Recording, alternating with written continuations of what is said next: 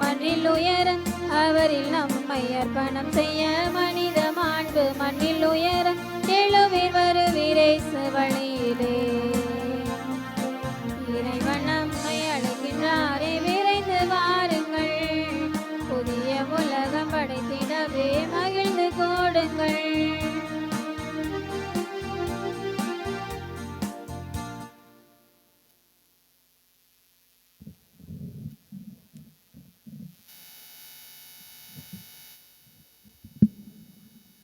திருப்பலி முன்னுரை. இறை இயேசுவில் பிரியமானவர்களே, திருவருகை காலத்தின் 3ஆம் ஞாயிறை அகமகிழ்வின் ஞாயிறாக கொண்டாட ஆண்டவரின் இல்லத்திற்கு வருகை தந்துள்ள உங்கள் அனைவரையும் எஸ்தர் அன்பியம் சார்பாக அன்புடன் அழைக்கிறோம். ஆரவாரம் செய்து ஆர்ப்பரித்து அக்களித்து அகமகிழ்ந்து இன்றைய நாளை கொண்டாட திரு அவை நம்மை அழைக்கிறது.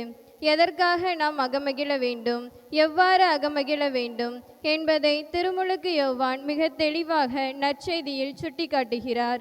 நம் ஆண்டவர் கற்றுக் கொடுத்துள்ள பிறர் அன்பு செயல்கள் மட்டுமே நமக்கு மகிழ்ச்சியை நிறைவை தரும் என்பதை முதலில் அறிந்து கொள்வோம். அன்பு சகோதர சகோதரிகளை, உலக செல்வத்தில், பொருட்களில், பதவிகளில், உடல் ஆசைகளில் நம் மகிழ்ச்சியை தேடாமல் கடவுளோடு இணைந்து என்றும் மகிழ வேண்டும் என்று புனித பவுல் கூறுவது, உள்ளத்தில் நாம் தூய்மையில், இறை வார்த்தையில், நற்கருணையில் இறைவனோடு என்றும் இணைந்து இருக்க வேண்டும் என்பதை அறிந்து கொள்வோம். மகிழ்ச்சி என்பது ஒரு உணர்வு என்பதை நாம் அறிவோம். இறைவன் தரும் மன்னிப்பிலும் பாதுகாப்பிலும் தான் நம் அகமும் மனமும் மகிழ்ந்து உள்ளுணர்வு முழுமை பெறுகிறது என்பதை அவசியம் அறிந்து கொள்வோம். அதே வேளையில் கடவுளும் நம் மகிழ்ச்சியை குறித்து மகிழ்ந்து ஆடி பாடுவார் என்பதை உணர்வோம். இவ்வாறு நாம் பெற்றுக்கொள்ளும் மகிழ்ச்சியின் நிறைவு மீட்பராம் இயேசுவின் வருகையினால் மட்டுமே கிடைக்கிறது என்பதை உண்மை. இதற்காக அவரை முழு உள்ளத்தோடு ஆரவாரத்தோடு ஆர்ப்பரித்து அக்களித்து நன்றியுடன் வரவேற்கும் விதமாக மகிழ்ச்சியின் திரியை பங்கு தந்தை அவர்கள் ஏற்றி மகிழ்ச்சியின் வாரத்தை தொடங்கி வைப்பார்கள்.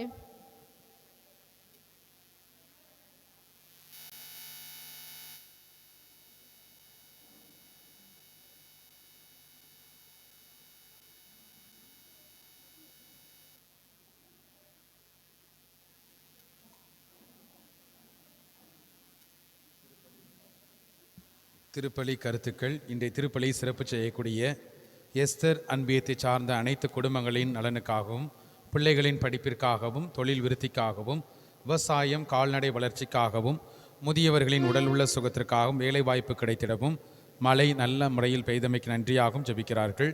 மேலும் திருமதி சுதா குடும்ப கருத்துக்களுக்காக ஒப்புக் கொடுக்கப்படுகிறது. குடும்ப நலனுக்காகவும் இன்று 16வது பிறந்த நாளை கொண்டாடும் மகள் பெல்சியாவை ஆண்டவர் ஆசீர்வதிக்கவும், கல்வியிலும் ஞானத்திலும் சிறந்து விளங்கவும், மகன் ஆகாஷ் கல்வியிலும் ஞானத்திலும் சிறந்து விளங்கவும், அருட்தந்தை அந்தோணிமுத்து அவருடைய பணி சிறக்கவும், குடும்பத்திலே மறித்த லூர்து அந்தோணி சவரிமுத்து, லூர்து வியாகம்மாள் ஆகியோருடைய ஆன்ம இலைப்பாட்சிக்காக ஜெபிக்கிறார்கள். மேலும் அகரக்கட்டு திருவாளர் பபிலன் ஜோன்ஸ் இவர்களுக்கு ஆண்டவர் செய்த எல்லா நன்மைகளுக்கு நன்றியாகவும், இன்று முதல் பிறந்த நாளை கொண்டாடும் மேக்சினாவை ஆண்டவர் ஆசீர்வதிக்கவும் ஜெபிக்கிறார்கள். நாமும் தூய திருப்பலியில் கடவுளுடைய அருளையும் ஆசீரையும் கேட்டு சிறப்பாக மன்றாடுவோம்.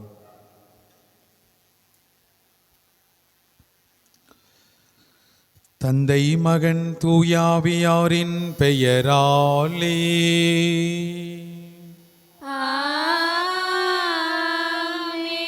நம் ஆண்டவராகிய இயேசு கிறிஸ்துவின் அருளும் கடவுளின் அன்பும் தூயாவியாரின் நட்புறவும் உங்கள் அனைவரோடும் இருப்பதாக.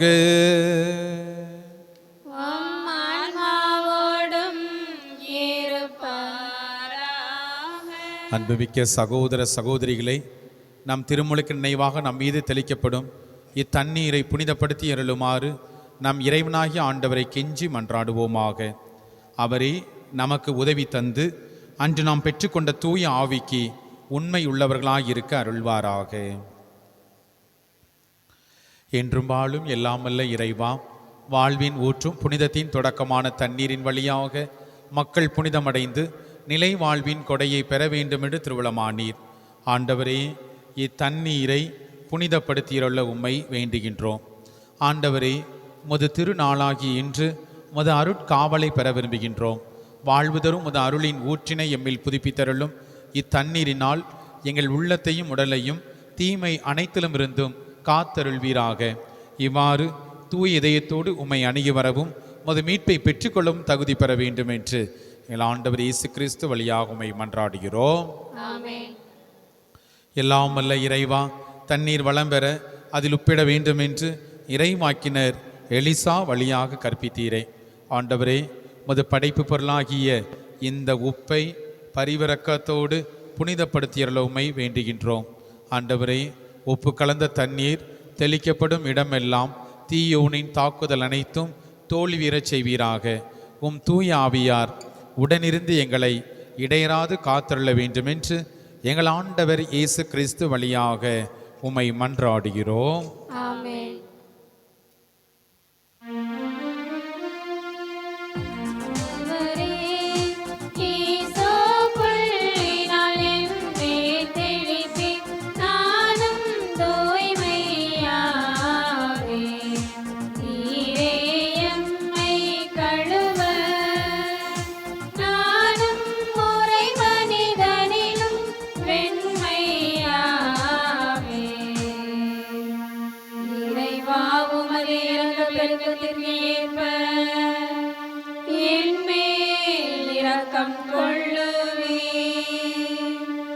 பிதாவும் சுதனும் தூய ஆவியும் துதியும் புகழும் ஒன்றாய் பெருக. ஆதியில் இருந்தது போல் இன்றும் என்றும் நித்தியமாகவும். ஆமென். ஆண்டவரே,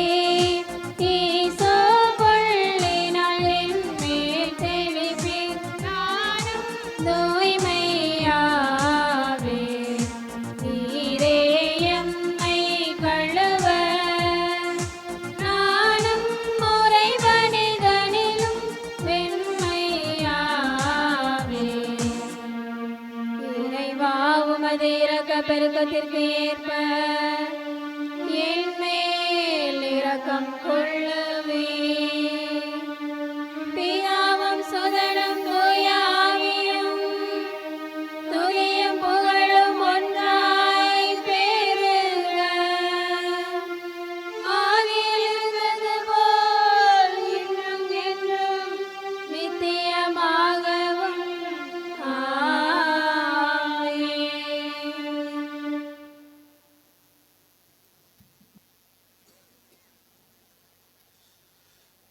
எல்லாம் அல்ல இறைவன் நம் மீது இரக்கம் வைத்து நமது பாவங்களை மன்னித்து நம்மை முடிவில்லா வாழ்வுக்கு அழைத்து செல்வாராக. மன்றாடுவோமாக. இறைவா, இயேசுவின் பிறப்பு பெருவிழாவை ஆவலோடு எதிர்பார்த்திருக்கும் மக்களை நீர் தயவாய் கண்ணோக்கி அருளும். அதனால் இத்தகைய மாபெரும் மீட்பின் மகிழ்வுக்கு நாங்கள் வந்து சேரவும் இதை பெருமகிழ்வோடும் மேலான ஜெபத்தோடும் என்றுமே கொண்டாடவும் ஆற்றல் தரு வீராக. உமோடு தூய ஆவியாரின் ஒன்றிப்பில் இறைவனாய் என்றென்றும் வாழ்ந்து ஆட்சி செய்கின்ற அவர் வழியாக உம்மை மன்றாடுகிறோம்.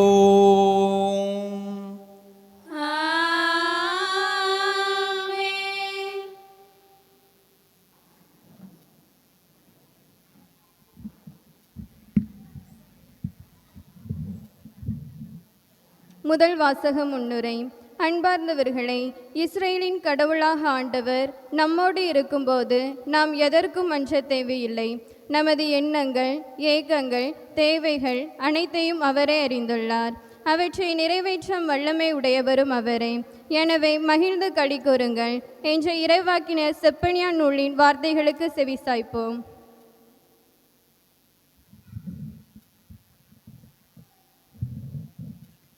இறைவாக்கினர் செப்பனியா நூலிலிருந்து வாசகம். அதிகாரம் 3, இறைவசனங்கள் 14 முதல் 17 முடிய. மகளே சீயோன், மகிழ்ச்சியால் ஆர்ப்பரி. இஸ்ரேலை ஆரவாரம் செய். மகளே எருசலேம், உன் முழு உள்ளத்தோடு அகமழிந்து அக்களி. ஆண்டவர் உன் தண்டனை தீர்ப்பை தள்ளிவிட்டார், உன் பகைவர்களை அப்புறப்படுத்தினார். இஸ்ரேலின் அரசலாகிய ஆண்டவர் உன் நடுவில் இருக்கின்றார். நீ எந்த தீங்கிற்கும் அஞ்ச மாட்டாய்.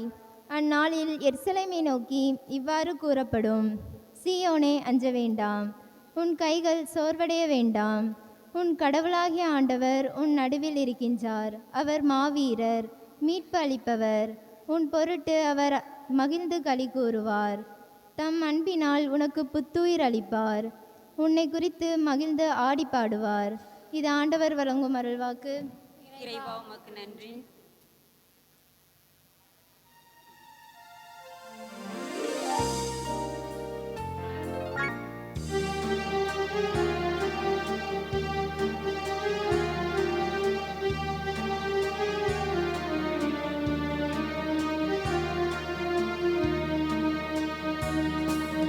தாய் போல தேற்றி, தந்தை போல ஆற்றி, தோள் மீது சுமந்திடும்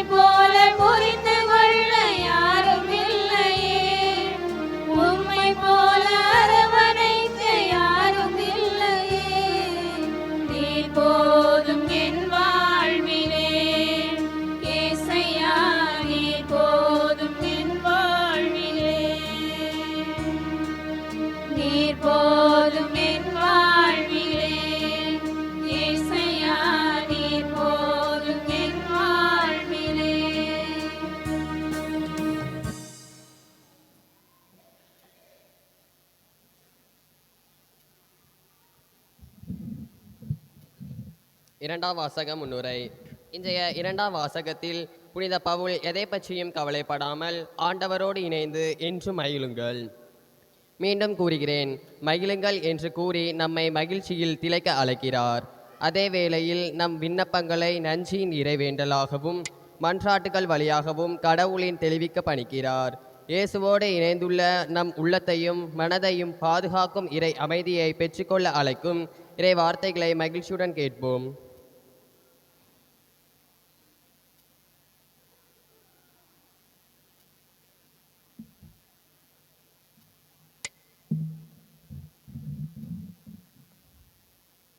இரண்டாம் வாசகம். ஆண்டவர் அண்மையில் உள்ளார். திருத்துதர் பவுல் பிலிப்பியருக்கு எழுதிய திருமுகத்திலிருந்து வாசகம். அதிகாரம் 4, இறைவசனங்கள் 4 முதல் 7 முடிய. திருத்துதர் பவுல் பிலிப்பியருக்கு எழுதிய திருமுகத்திலிருந்து வாசகம். அதிகாரம் 4, இறைவசனங்கள் 4 முதல் 7 முடிய. ஆண்டவரோடு இணைந்து என்றும் மகிழுங்கள். மீண்டும் கூறுகிறேன், மகிழுங்கள். கனிந்த உங்கள் உள்ளம் எல்லா மனிதருக்கும் தெரிந்திருக்கட்டும். ஆண்டவர் அண்மையில் உள்ளார். எதை பற்றியும் கவலைப்பட வேண்டாம். ஆனால் நன்றியோடு கூடிய இறைவேண்டல் மன்றாட்டு ஆகிய அனைத்தின் வழியாகவும் கடவுளிடம் உங்கள் விண்ணப்பங்களை தெரிவியுங்கள். அப்பொழுது அறிவெல்லாம் கடந்த இறை அமைதி கிறிஸ்து இயேசுவோடு இணைந்துள்ள உங்கள் உள்ளத்தையும் மனத்தையும் பாதுகாக்கும். இது ஆண்டவர் வழங்கும் அருள்வாக்கு. இறைவா உமக்கு நன்றி.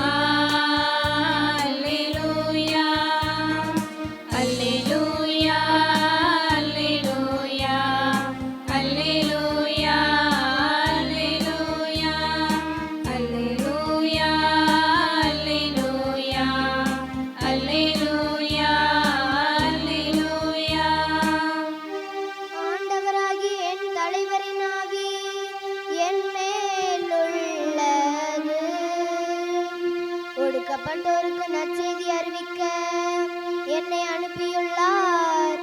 அல்லேலூயா அல்லேலூயா அல்லேலூயா அல்லேலூயா அல்லேலூயா. ஆண்டவர் உங்களோடு இருப்பாராக. உம் ஆன்மாவோடும் இருப்பாராக. லூக்கா எழுதிய தூய நற்செய்தியிலிருந்து வாசகம். ஆண்டவரே மாட்சி உமக்கே.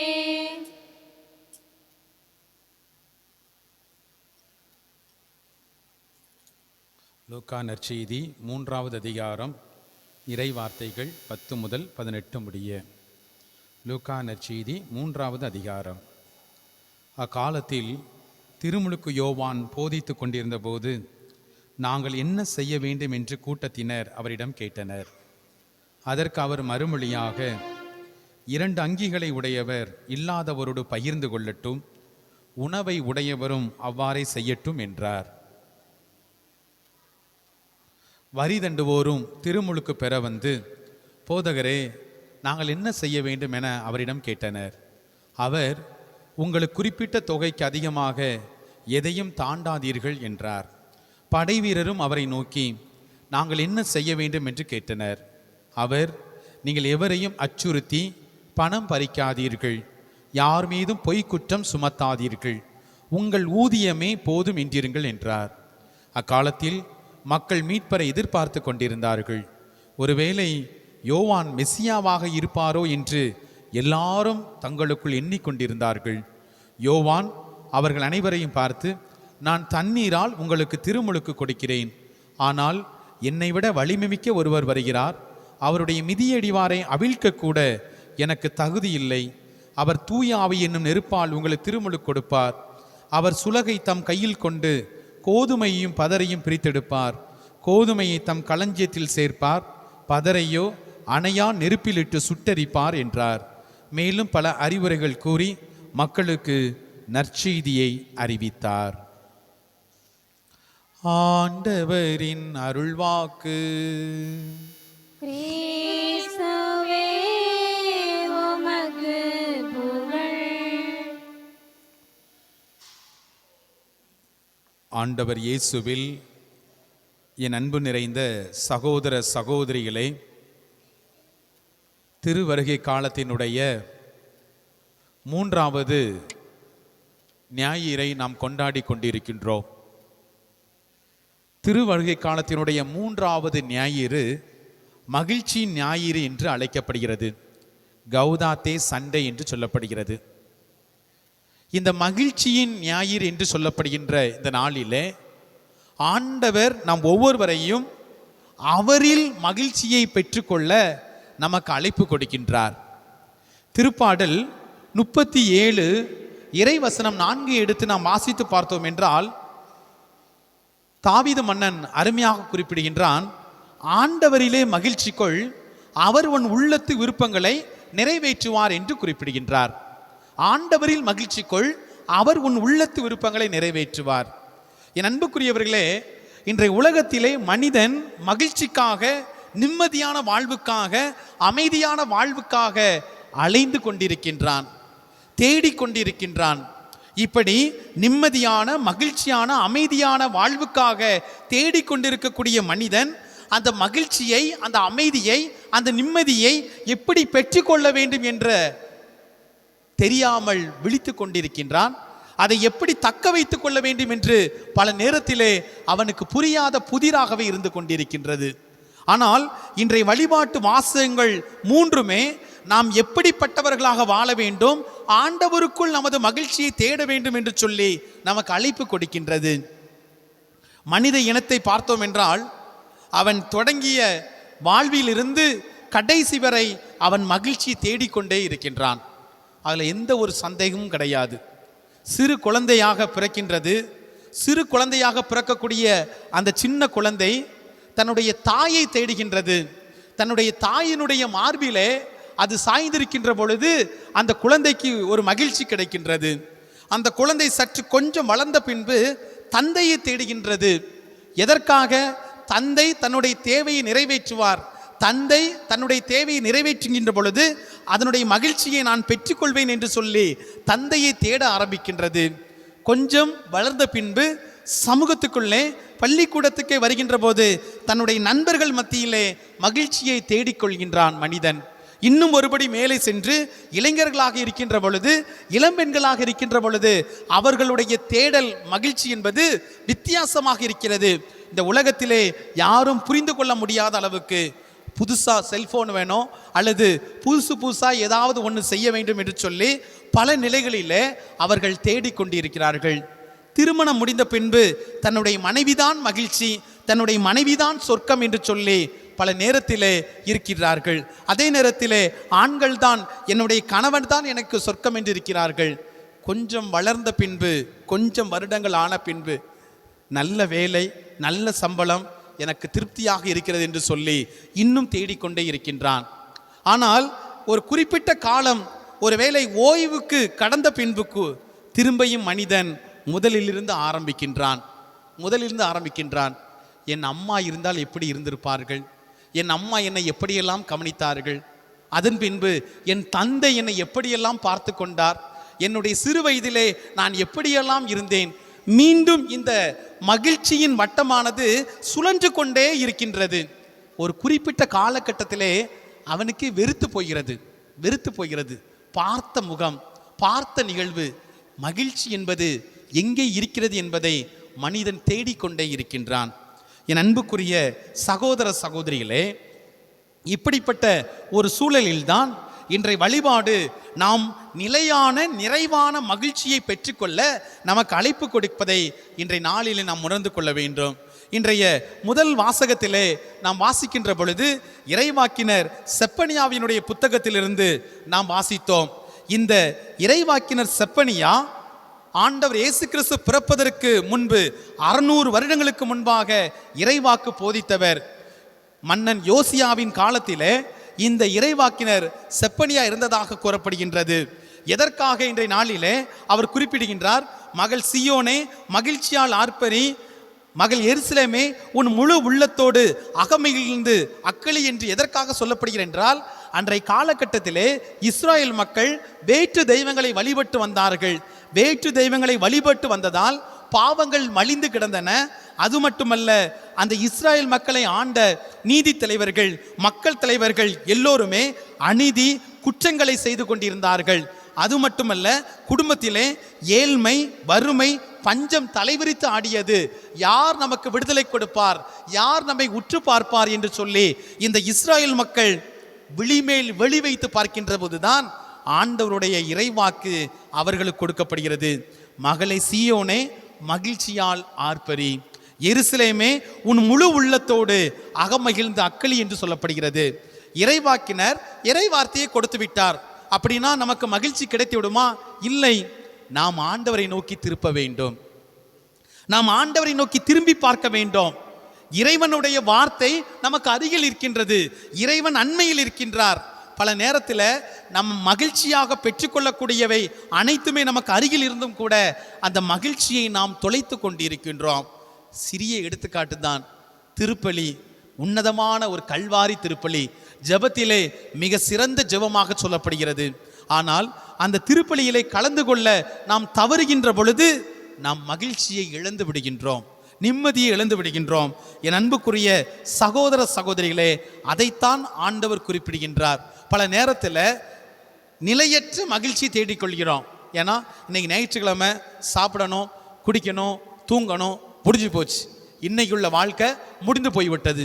ஆனால் இதையெல்லாம் தாண்டி கடவுள் தரக்கூடிய மகிழ்ச்சி, கடவுள் தரக்கூடிய நிறைவான ஒரு ஆசீர்வாதம், கடவுள் தரக்கூடிய நிம்மதி, அதை தொலைத்து கொண்டு இருக்கிறோம் என்பதுதான் வருத்தப்படக்கூடிய ஒரு செய்தியாக இருக்கின்றது. எல்லோருமே கிறிஸ்தவர்கள், தந்தை மகன் தூய ஆவியின் பெயரால் திருமுழுக்கு பெற்றிருக்கின்றோம். என்னுடைய கடமை என்ன, என்னுடைய உரிமை என்ன? இந்த ஞாயிறு அன்று நான் கடவுளோடு என்ன செய்ய வேண்டும்? என்னுடைய உறவை நான் வலுப்படுத்தி கொள்ள வேண்டும், மேம்படுத்தி கொள்ள வேண்டும், நல்ல உறவிலே இருக்க வேண்டும்.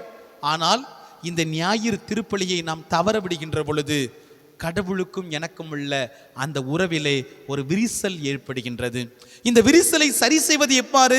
மீண்டுமாக நான் கடவுளை நோக்கி திரும்ப வேண்டும். எனவே தான் இறைவாக்கினர் செப்பனியா குறிப்பிடுகின்றார், உன் நடுவில் ஆண்டவர் இருக்கின்றார், நீ திரும்பி பார் என்று குறிப்பிடுகின்றார். நீ இழந்து போன மகிழ்ச்சி, நீ இழந்து போன அமைதி, நீ இழந்து போன நிம்மதி எல்லாவற்றையும் கடவுள் உனக்காக கொடுப்பதற்காக காத்து கொண்டு இருக்கின்றார். நீ திரும்பி பார், உன் அருகில் உன் நடுவில் ஆண்டவர் இருக்கின்றார் என்று குறிப்பிடுகின்றார். என் அன்புக்குரியவர்களே, செப்பனியாவினுடைய குரலுக்கு நாம் செவிகளை திறக்கின்றோமா? செப்பனியாவினுடைய குரலுக்கு நம்முடைய இதய கதவை திறந்து ஆண்டவரே வாரும், மாரநாத்தா எம் ஆண்டவரை வாரும், என்னுள் வாரும் என்று சொல்லி அந்த ஆண்டவரை நாம் அழைக்கிறோமா என்று நாம் சிந்தித்து பார்க்க வேண்டும்.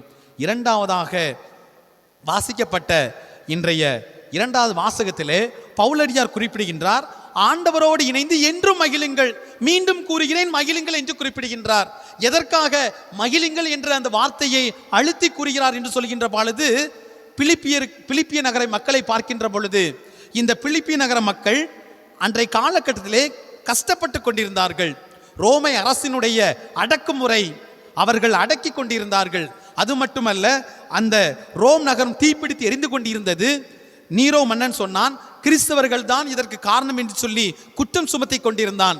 இந்த நேரத்திலே இந்த கிறிஸ்தவர்கள் எப்படி அமைதியாக இருப்பது? கிறிஸ்தவர்கள் சித்திரவதைக்கு உள்ளாக்கப்பட்டார்கள். அது மட்டுமல்ல, கிறிஸ்துவினுடைய வருகை எப்போது வரும்? கிறிஸ்துவின் வருகைக்காக நாங்கள் காத்திருக்க வேண்டுமா என்று சொல்லி பலவிதமான குழப்பங்களும் கூச்சல்களும் இருந்த சமயத்திலே பவுலடியார் குறிப்பிடுகின்றார், மகிழுங்கள், மீண்டும் மகிழுங்கள் என்று குறிப்பிடுகின்றார். அவர் சொல்லக்கூடிய செய்தி ஒன்றுதான், ஆண்டவர் அண்மையில் இருக்கிறார், நீ எதை பற்றியும் கவலைப்படாத, நீ செய்ய வேண்டிய காரியத்தை நீ செய்து கொண்டே இரு, ஏனெனில் ஆண்டவர் அண்மையில் இருக்கிறார், நீ மகிழ்ந்திரு என்று குறிப்பிடுகின்றார். என் அன்புக்குரிய சகோதர சகோதரிகளே, நமது மகிழ்ச்சி எங்கே இருக்கிறது? ஆண்டவருக்குள் இருக்கிறது. எனவேதான் அவர் குறிப்பிடுகிறார், நன்றியோடு கூடிய இறைவேண்டல், மன்றாட்டு ஆகிய அனைத்தின் வழியாக கடவுளிடம் உங்கள் விண்ணப்பத்தை தெரிவிங்கள் என்று குறிப்பிடுகின்றார். கடவுளிடம் விண்ணப்பத்தை தெரிவிங்கள். அப்போ ஆண்டவர் எங்கே இருப்பாரோ அங்கே போனாதான் நமக்கு நிம்மதி. அதனால தான் இன்னைக்கு 2வது வாசகத்தில் பவுலடியார் சொல்லுதாரு, அறிவெல்லாம் கடந்த இறை அமைதி, தொந்தரவே இல்லாத ஒரு அமைதி, தொந்தரவு இல்லை இறை அமைதி நம்முடைய உள்ளத்தில் நிறைவாக இருக்கும் என்று குறிப்பிடுகிறார். அறிவெல்லாம் கடந்த இறை அமைதி. பிரியமானவர்களே, அந்த ஒரு இறை அமைதியைத்தான் நாம் பெற்றுக்கொள்வதற்காக பவுலடியார் நமக்கு இன்றைய நாளிலே அழைப்பு கொடுக்கின்றார். என் அன்புக்குரிய சகோதர சகோதரிகளே, ஆண்டவரோடு இணைந்து வாழ முதலாக நமக்கு தேவைப்படுவது ஜெபம். அந்த ஜெபம் இன்னைக்கு நம்மகிட்ட இருக்கா? அதுவே ஒரு பெரிய கேள்விக்குறி தான். ஏன்னா ஜெபிப்பது என்பது இன்னைக்கு நமக்கு ரொம்ப கடினமான ஒரு காரியமாக போய்விடுது. ஜெபம் தேவை. ஜெபம் இல்லாமல் நம்ம வாழ முடியாது.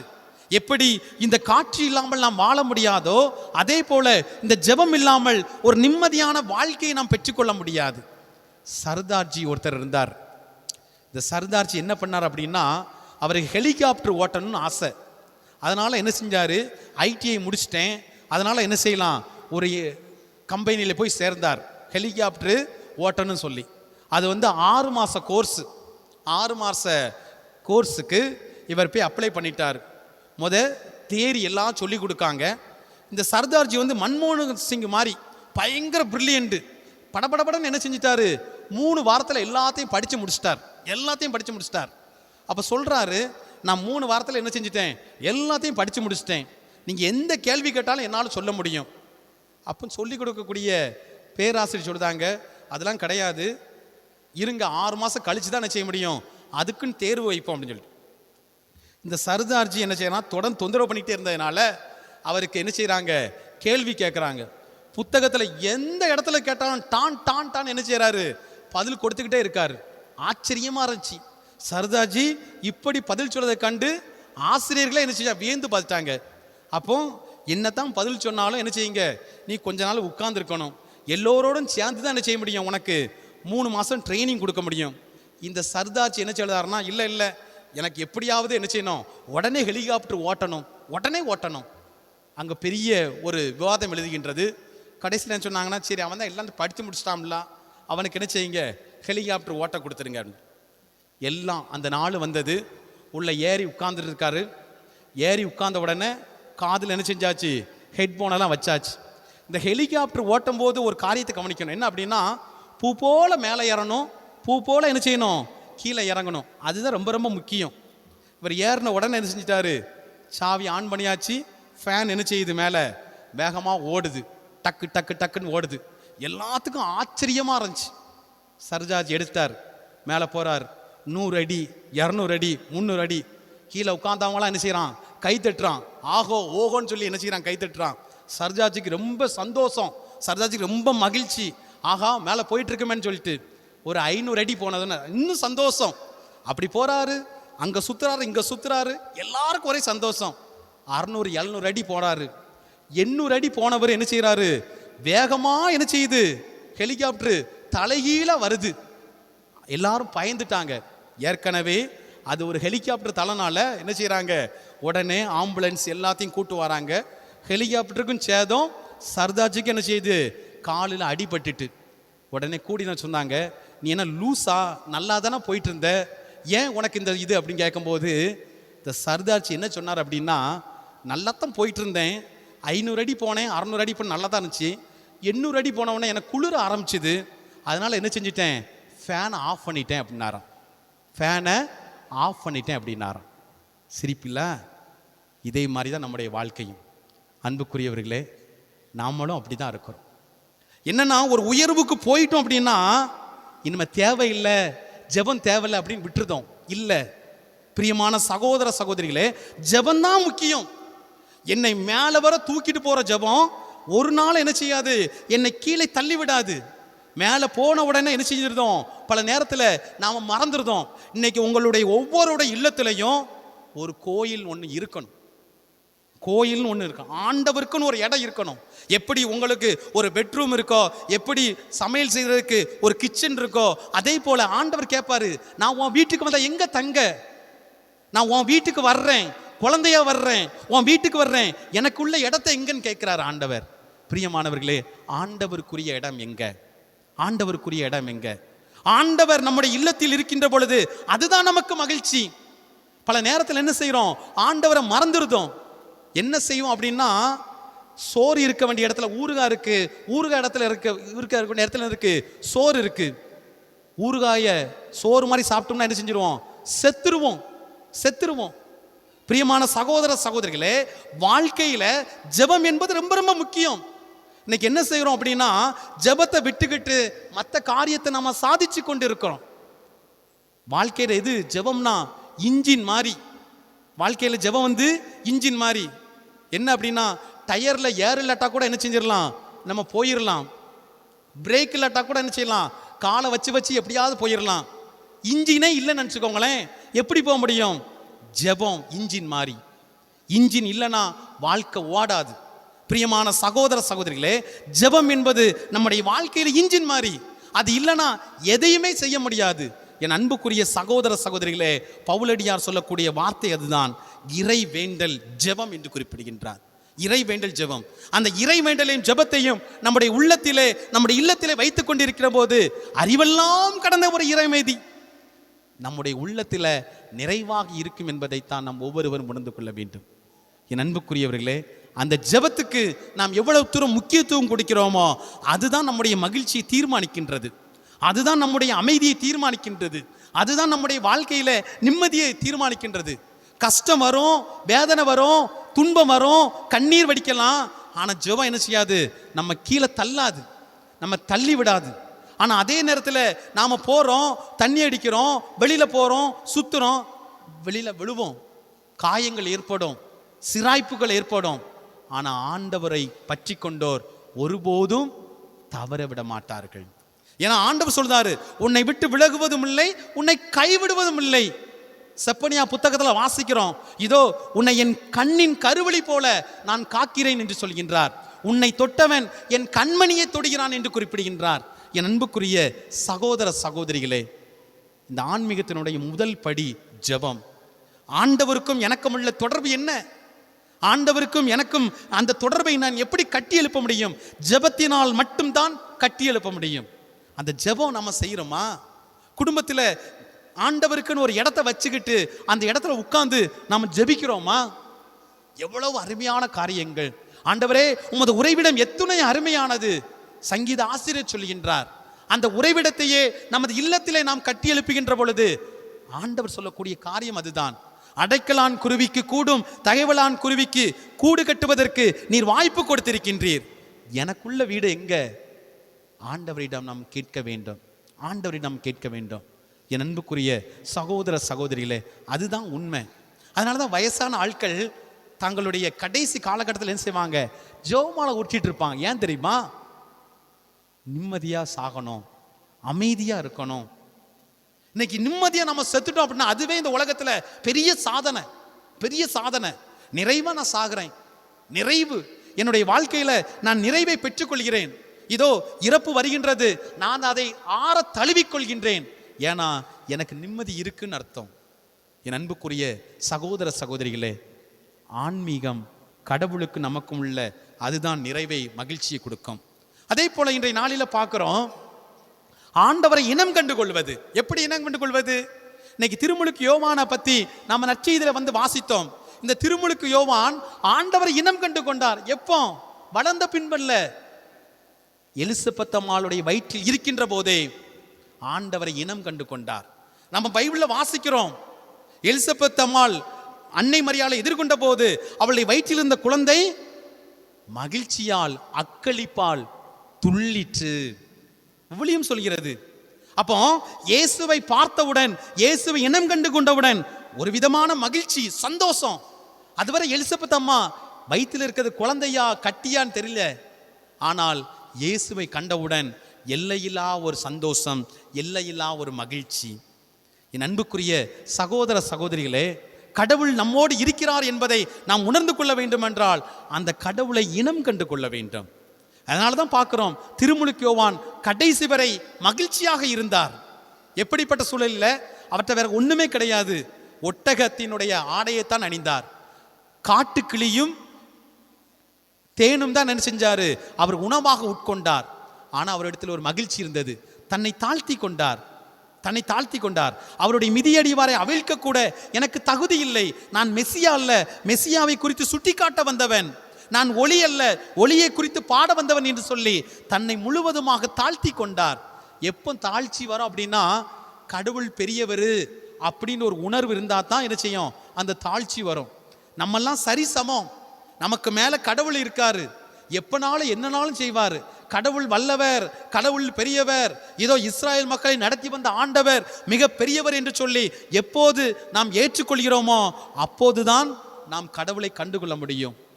ஆனால் இன்னைக்கு அறிவியல் உலகம் என்ன சொல்லுது, கடவுள் பெரியவரா நாம் பெரியவரா? போட்டி போட்டவங்க என்ன செஞ்சாங்க, தோத்து போயிட்டாங்க. டைட்டானிக் கப்பலை நினச்சிக்கிட வேண்டிதான். கடவுளே நினைச்சாலும் இந்த கப்பலை கவுத்த முடியாது நினைச்சான். ஆண்டவர் என்ன செஞ்சாரு, புஷ்ன்னு போயிட்டு அவ்வளோதான், முடிஞ்சு போச்சு வாழ்க்கை. கடவுளோடு நாம் போட்டி போட முடியாது. என்ன செய்ய முடியும், நாளைக்கு போகிற உயிரை ஒரு வாரம் கழித்து என்ன செய்ய முடியும், நம்மளால் போக முடியும். ஆனால் போன உயிர் போகத்தான் செய்யும். என் அன்புக்குரியவர்களே, கடவுளை இனம் கண்டு கொண்டு நம்முடைய உள்ளத்திலே ஒரு விதமான மகிழ்ச்சியை நாம் பெற்றுக்கொள்ள வேண்டும். மூன்றாவதாக இந்த திருமுழுக்கு யோவான் சொல்கிறார், நம் கேட்க வேண்டிய கேள்வி, நான் என்ன செய்யணும்? 3 பேருமே கேட்ட கேள்வி அதுதான், நான் என்ன செய்யணும்? பல நேரத்தில் விவிலியத்தினுடைய அடிப்படையில் பார்க்கின்ற பொழுது பாவம் செய்த மனிதர்கள் இறைவாக்கினரிடம் வருகின்ற பொழுது இறைவாக்கின் சொல்லக்கூடிய காரியம் என்ன அப்படின்னா, நீ பாவம் செஞ்சிட்டியா, நீ செய்ய வேண்டிய காரியம் என்னன்னா, சாக்கு உடை உடுத்தி சாம்பலில் உட்கார்ந்து கொள். நினிவே நகர மக்களை பார்க்குறோம், அதே போல நாம தாவீதை பார்க்குறோம், என்ன செய்கிறான், பாவத்துக்காக பரிகாரம் செய்து கொள்கின்றான். ஆனால் திருமுழுக்கு யோவான் சொல்லக்கூடிய காரியம் என்ன, நீ சாக்கு உடையெல்லாம் உடுத்த வேண்டாம், நீ சாம்பல் அமர வேண்டாம், நீ விரதம் இருக்க வேண்டாம், நீ செய்ய வேண்டிய காரியம் என்ன அப்படின்னா, இருப்பதை பகிர்ந்து கொடு, ஆடையாக இருக்கட்டும் உணவாக இருக்கட்டும் என்று குறிப்பிடுகின்றார். எளிதான காரியங்கள் தான். அதே போல இன்றைய நாளிலே நாம் வாசிக்கின்ற பொழுது, குறிப்பிட்ட தொகைக்கு மேலே வாங்காத, அடுத்தவனை அச்சுறுத்தியதையும் பெற்றுக்கொள்ளாத, அதே நேரத்தில் உன்னுடைய அதிகாரத்தை தவறாக பயன்படுத்தாத, எளிதான காரியங்கள் தான். போதும் என்ற அந்த மனநிறைவு, போதும் என்ற அந்த மனநிறைவு இன்னைக்கு நிச்சயமா இருக்காது யாருக்குமே. போதும் என்ற மனநிறைவு இருக்கு அப்படின்னா அதுவே பெரிய ஒரு கேள்விக்குறிதான். என் அன்புக்குரியவர்களே, இன்னைக்கு போதும் என்ற மனநிறைவு இருக்கிறதா? அன்னைக்கு சக்கேவுக்கு போதும் என்ற மனநிறைவு வந்தது எப்போது என்றால், ஆண்டவரை சந்தித்தவுடன் போதும், இருக்கிறது போதும். அன்றைக்கு மத்தேயுவுக்கு ஆண்டவர் ஒருவரே போதும், அவரை ஒப்பற்ற செல்வம் என்று சொல்லி அந்த நிறைவு இருந்தது. பவுலடியாருக்கும் ஆண்டவரை பற்றி கொள்வதே ஒப்பற்ற செல்வம் என்று சொன்னார். அன்புக்குரியவர்களே, அந்த ஆண்டவரை நமது உள்ளத்திலே நாம் பெற்றுக்கொள்ள வேண்டும், அப்பதான் மன நிறைவு வரும். அதனால தான் பவுலடியார் கலாத்தியருக்கு திருமுகம் அதிகாரம் 2 இறைவசனம் 20 சொன்னார், வாழ்வது நான் அல்ல, என்னில் கிறிஸ்து வாழ்கிறார் என்று சொன்னார். என் அன்புக்குரிய சகோதர சகோதரிகளே, ஆண்டவரிடத்துக்குள் வந்திருக்கின்றோம். கவலை கஷ்டம் வரலாம், ஆனால் அந்த கவலை கஷ்டத்தை எல்லாம் ஆண்டவரை நாம் விட்டு விடுவோம். ஆண்டவர் தரக்கூடிய மகிழ்ச்சியை பெற்றுக்கொள்வோம். 1 பேதுருவிலே நாம் வாசிக்கின்றோம், 5வது அதிகாரத்தில் 7வது வசனத்திலே வாசிக்கின்றோம், உங்கள் கவலையெல்லாம் ஆண்டவரிடம் விட்டு விடுங்கள், ஏனெனில் ஆண்டவர் உங்கள் மீது கவலை கொண்டுள்ளார் என்று சொல்லப்படுகிறது. ஒண்ணுமே இல்லாட்டா கூட நம்ம கவலைப்படணும் தேவை கிடையாது, கடவுள் பார்த்து கொள்வார்.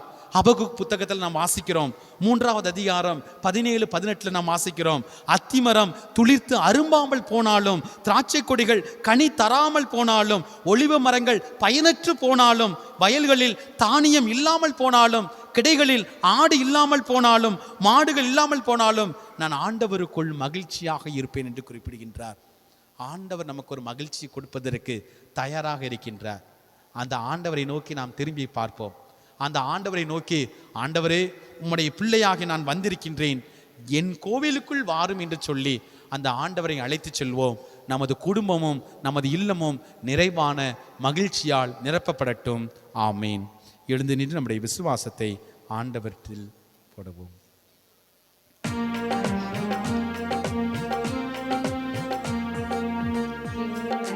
மண்ணை படைத்தவராம் கடவுள் ஒருவர் இருக்கின்றார், தந்தை மகன் தூய ஆவியராய் ஒன்றாய் வாழ்வோரை நம்புகிறேன். தூய ஆவியின் வல்லமையால் இறைமகன் நமக்காய் மனிதரானார், கன்னி மரியிடம் பிறந்தவர்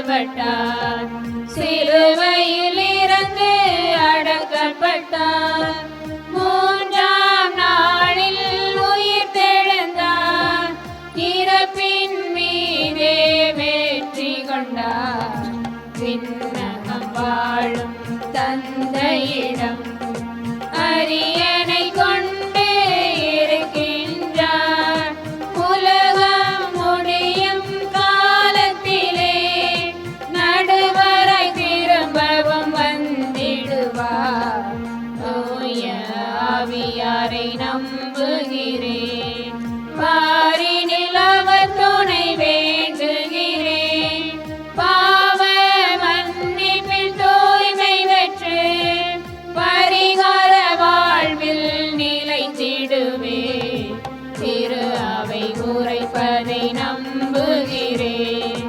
புனிதர்கள் உறவை நம்புகிறேன், உடலின் உயிர்ப்பை நிலை வாழ்வை உறுதியுடனே நம்புகிறேன்.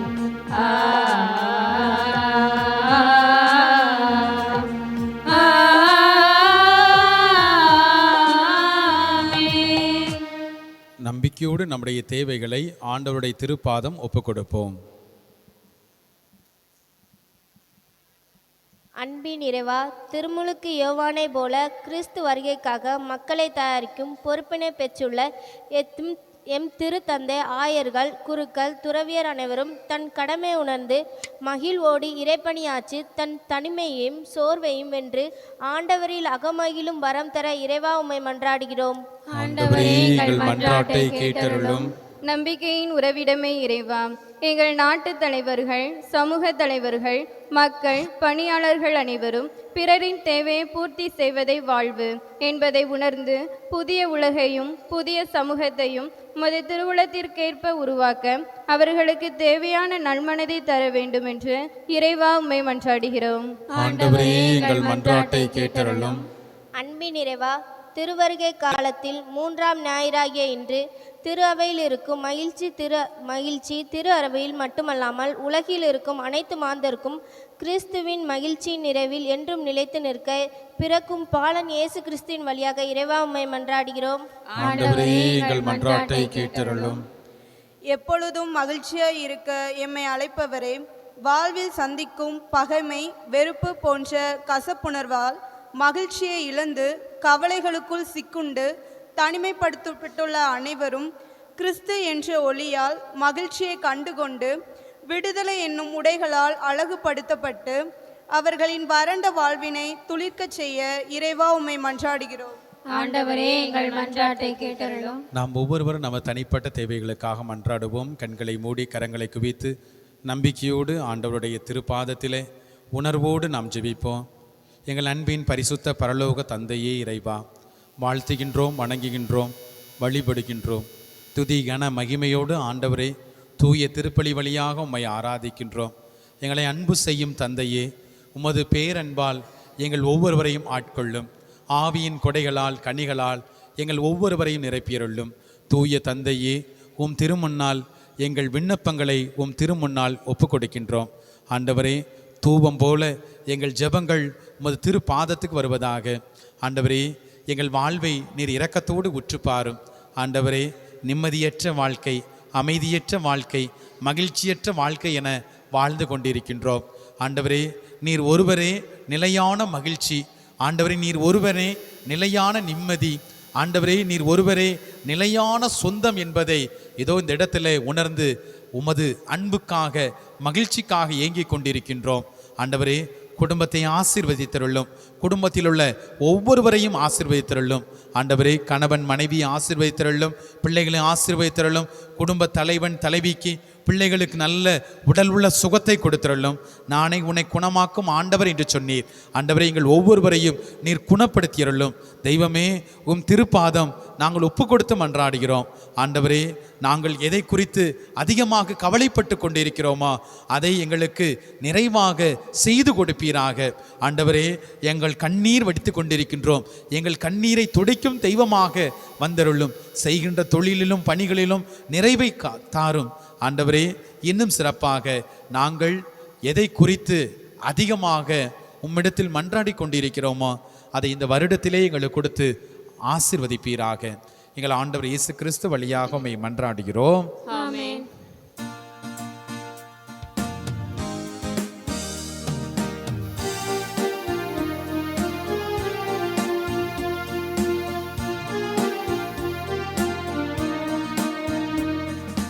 காணிக்கை தரும் நேரம் நான் என் மனம் தருகின்றேன்.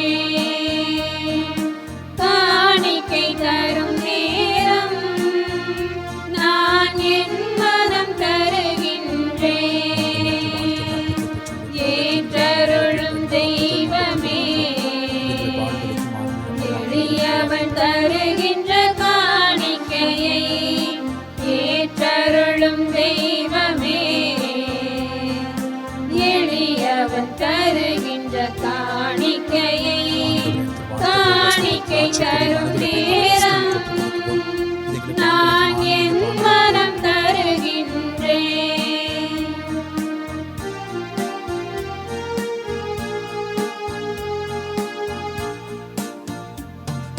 படைப்புகள் பலமாயினும் பரமன் உமக்கே சொந்தம். படைப்புகள் பலமாயினும் பரமன் உமக்கே சொந்தம்.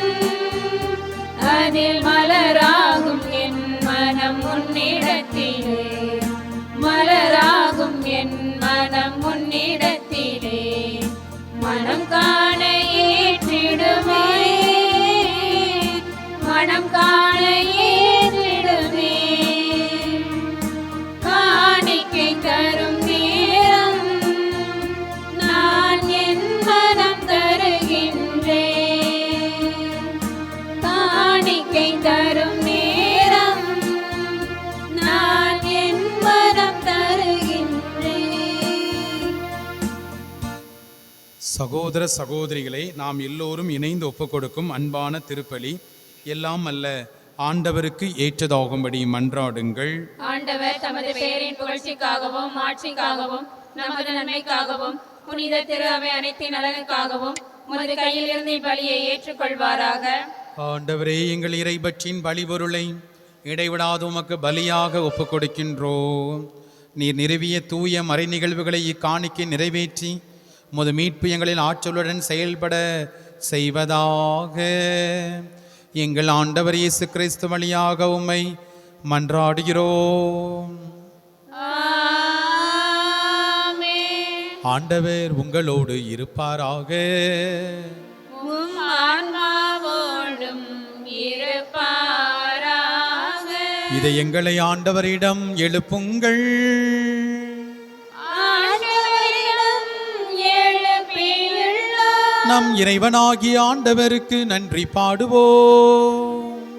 அதுவே தகுதியும் நீதியும் ஆனதே.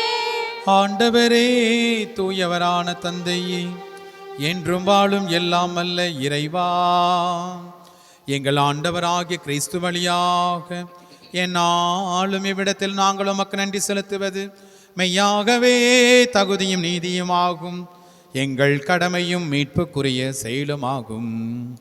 கிறிஸ்து தம்மையை தாழ்த்தி உடலெடுத்து முதன்முறை வந்தபோது தொடக்கத்திலே நீர் வகுத்த திட்டத்தை நிறைவேற்றி முடிவில்லா மீட்பின் வழியை மீண்டும் எங்களுக்கு திறந்து வைத்தார். எனவே அவர் மறுமுறை தம் மாண்புக்குரிய மாட்சியுடன் வரும்பொழுது இறுதியில் வெளிப்படும் நீர் வாக்களித்த மீட்பை உமது கொடையென நாங்கள் பெற்றுக்கொள்வோம். அதையே நாங்கள் இப்போது விழிப்பாயிருந்து துணிவோடு எதிர்பார்க்கின்றோம்.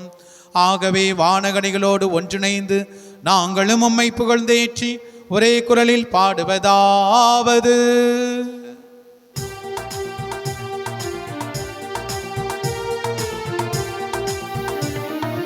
தூயவர் என்றும் தூயவரா, வல்லவராம் தேவன் தூயவரா, நாதா உன் புகழ் பகழா, நிறைகிறதே விண்ணும் மண்ணுலகம், நாதா உன் புகழ் பகழா.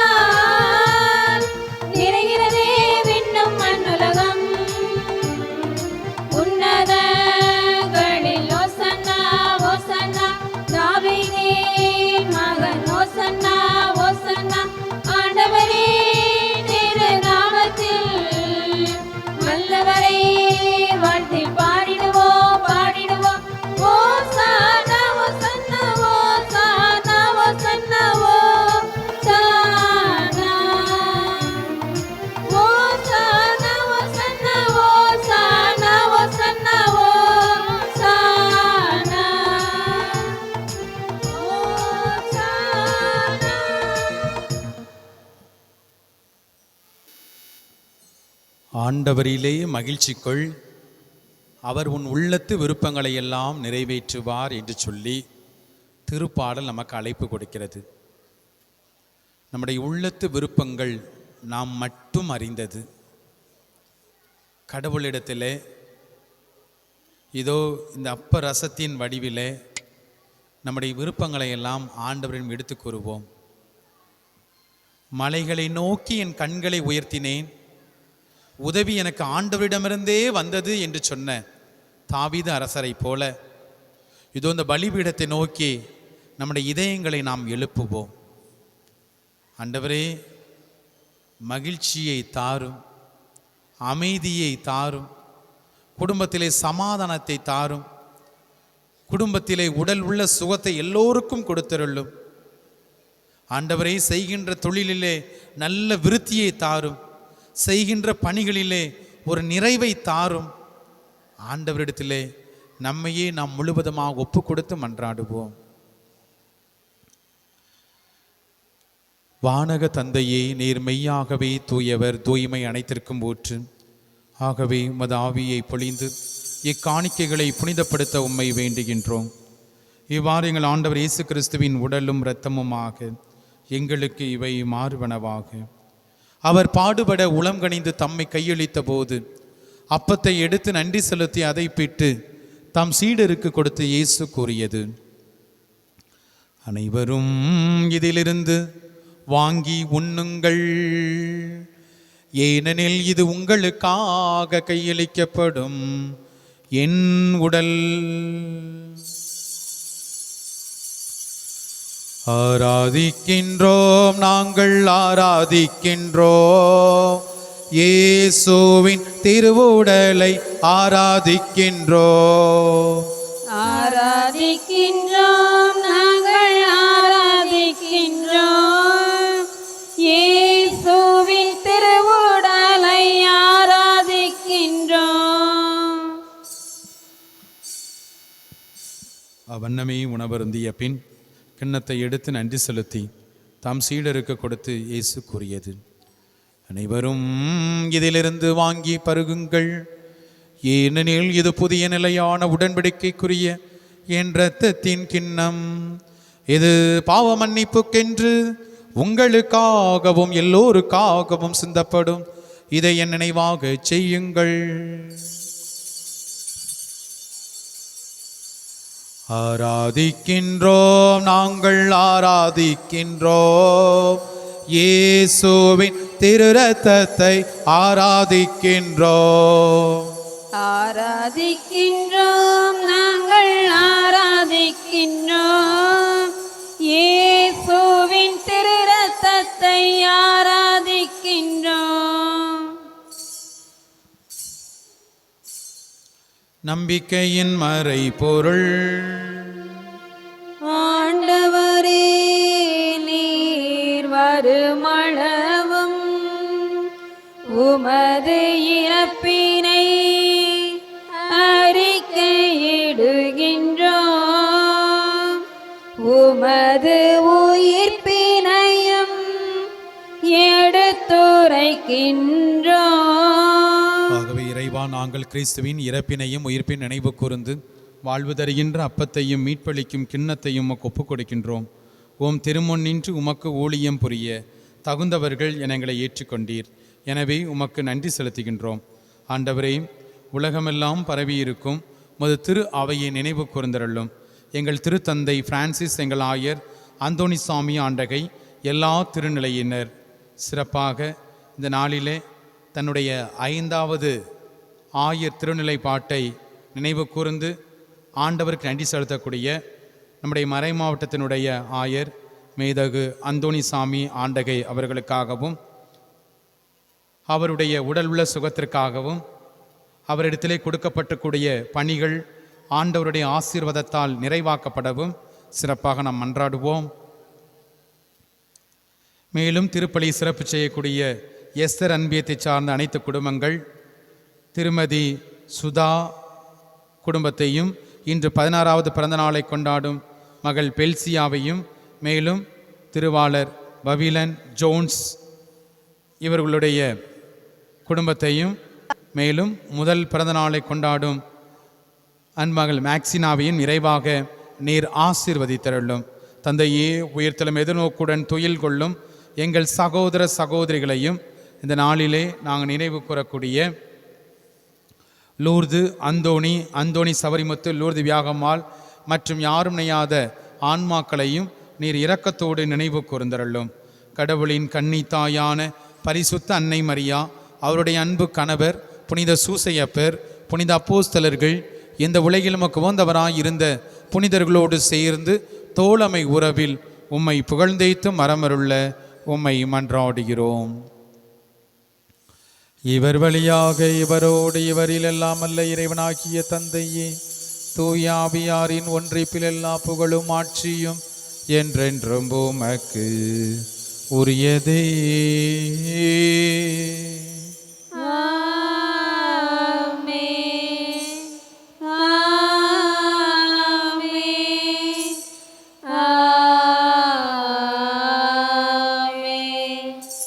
மீட்பரின் கட்டளையால் கற்பிக்க பெற்று தேவ படிப்பினையால் பயிற்சி பெற்ற நாம் எல்லோரும் துணிந்து சொல்லுவோம். விண்ணுலகில் இருக்கிற எங்கள் தந்தையே, உமது பெயர் தூயது என போற்ற பெறுக. உமது ஆட்சி வருக. உமது திருவுளம் விண்ணுலகில் நிறைவேறுவது போல மண்ணுலகிலும் நிறைவேறுக. எங்கள் அன்றாட உணவை இன்று எங்களுக்கு தாரும். எங்களுக்கு எதிராக குற்றம் செய்வோரை நாங்கள் மன்னிப்பது போல எங்கள் குற்றங்களை மன்னியும். எங்களை சோதனைக்கு உட்படுத்தாதேயும், தீமையிலிருந்து எங்களை விடுவித்தருளும். ஆண்டவரே, தீமை அனைத்திலுமிருந்தும் எங்களை விடுவித்து எங்கள் வாழ்நாளில் அமைதியை கனிவுடன் அருள உம்மை மன்றாடுகிறோம். உமது இரக்கத்தின் உதவியால் நாங்கள் பாவத்திலிருந்து எப்போதும் விடுதலை பெற்று யாதொரு பயமும் இன்றி நலமாயிருப்போமாக. நாங்கள் நம்பியிருக்கும் பேரின்ப வாழ்வையும் எம் மீட்பராகிய ஆண்டவர் இயேசு கிறிஸ்துவின் வருகைக்காக காத்திருக்கின்றோம். ஏனெனில் ஆட்சியும் வல்லமையும் மாட்சியும் என்றென்றும் உமதே. ஆண்டவராகிய இயேசு கிறிஸ்துவே, அமைதியை உங்களுக்கு விட்டுச் செல்கிறேன், என் அமைதியையே உங்களுக்கு தருகிறேன் என்று உம்முடைய திரு தூதர்களுக்கு மொழிந்தீரேன். எங்கள் பாவங்களை பாராமல் திரு அவையின் நம்பிக்கையை கண்ணோக்கி உமது திருவுளத்திற்கு ஏற்ப அதற்கு அமைதியும் ஒற்றுமையும் சமாதானத்தையும் தந்தருள்வீராக.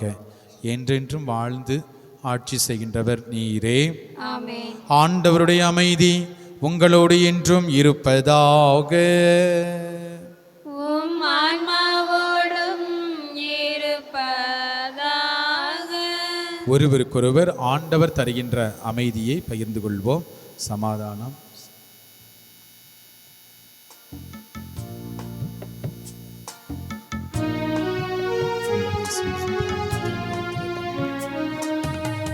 உலகின் பாவம் போக்கும் இறைவனின் செம்மறியே,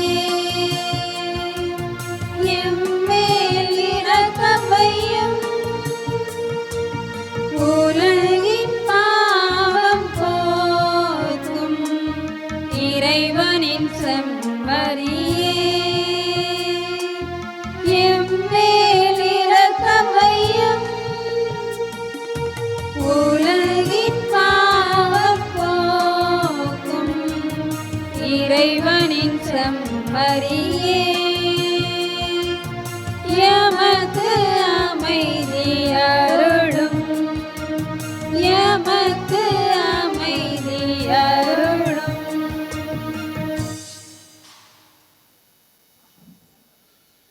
இதோ இறைவனின் செம்மறி, கடவுளின் தூய ஆட்டுக்குட்டி, உலகத்தின் பாவங்களை போக்க வந்த கடவுள். இவரே நமக்கு வாழ்வு கொடுக்கும் தெய்வம்.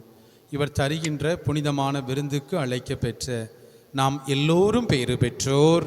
ஆண்டவரே, நீர் என் இல்லத்தில் எழுந்தருள நான் தகுதியற்றவள்.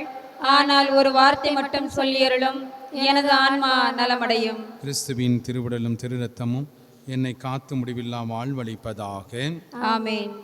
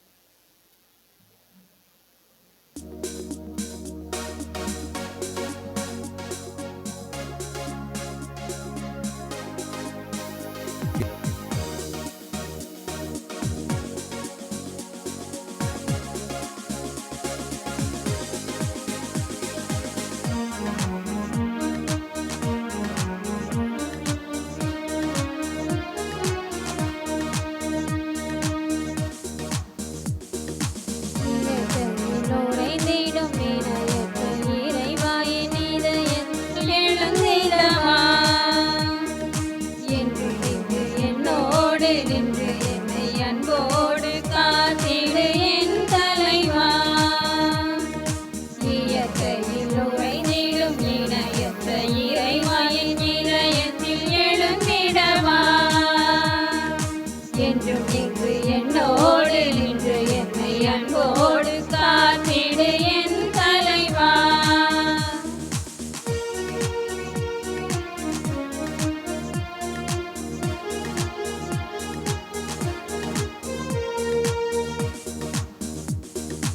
உந்தன் அன்பு உறவின்றி எனக்கு இங்கு சொந்தம் சுற்றம் சூழ்ந்திட பயனென்னவோ. உந்தன் அன்பு உறவின்றி எனக்கு இங்கு சொந்தம் சுற்றம் சூழ்ந்திட பயனென்னவோ. மெழுகாகினேன் திரியாகவா மலராகினேன் மனமாகவா. மெழுகாகினேன் திரியாகவா மலராகினேன் மனமாகவா. இயற்கையில் உறைந்திடும் இணையற்ற இறைவாயின் இதயத்தில் எழுந்திடவா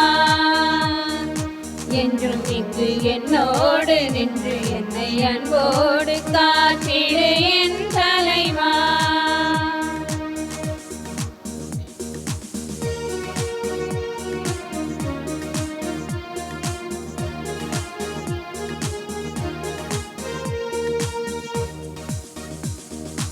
உருவில்லா இறைவன் உன் உதவியின்றி உலகத்தில் எதுவும் நடந்திடுமோ. உருவில்லா இறைவன் உன் உதவியின்றி உலகத்தில் எதுவும் நடந்திடுமோ. உயிராகினேன் குரலாகவா மயிலாகினேன் நடமாடவா.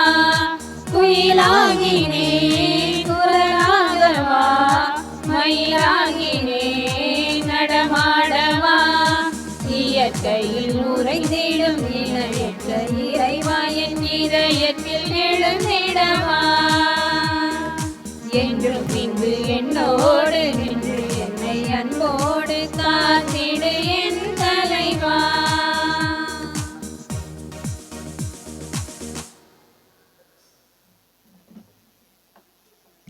வருகின்ற வாரத்தில் திங்கட்கிழமை காலை 6 மணிக்கு, செவ்வாய்க்கிழமை காலை